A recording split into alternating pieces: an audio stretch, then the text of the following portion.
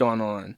Like, when I first read this and I got to number 5, it says emo and self-pity is narcissism disguised as depth, and that is why people resent your woe is me bullshit. When I was like 18, that was like spot fucking on for me. Because, and I hated reading this, like it upset me. Like it genuinely made me angry reading this. Because I had a very limited friend circle when I was a teenager. I was completely reprehensible, basically.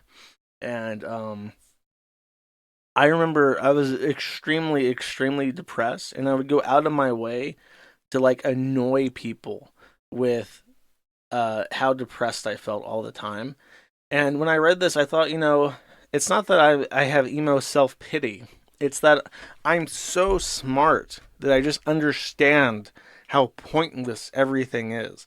And it's like, that shit's fucking gay and retarded. And it's true. Everyone fucking hates you if you're like that. And nobody wants to be around somebody who's like that. Um, and similarly with anxiety, I don't know.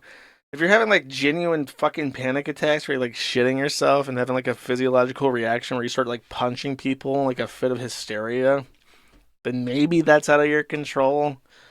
But I don't know. If you're ever in a position where you're saying like something's out of my control, and that's why I hate incels, because incels are like that.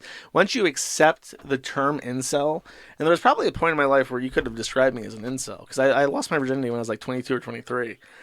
But I never allowed myself to call myself an incel because I felt like that's giving up. If you're calling yourself an incel, then you're basically fucking toast. Like you're a loser that has given up, and when you give up, people can just kick you because you're worth nothing. Um, I don't know. It's like if you give up and you say like, "Oh, well, I just have anxiety and there's nothing I can do about it. I'm never in control of my emotions and it's just an illness and I'm always going to be like this and there's nothing I can do about it. I should just medicate myself." And it's like, "Oh, okay. I guess what's the point of talking about it?" You gave up. You have anxiety, right? There's nothing to be said about it. You're just a victim of circumstance. You're born that way. You were traumatized, and that's all that you'll ever be. Sounds like you got it all figured out. Don't know what you need my advice for.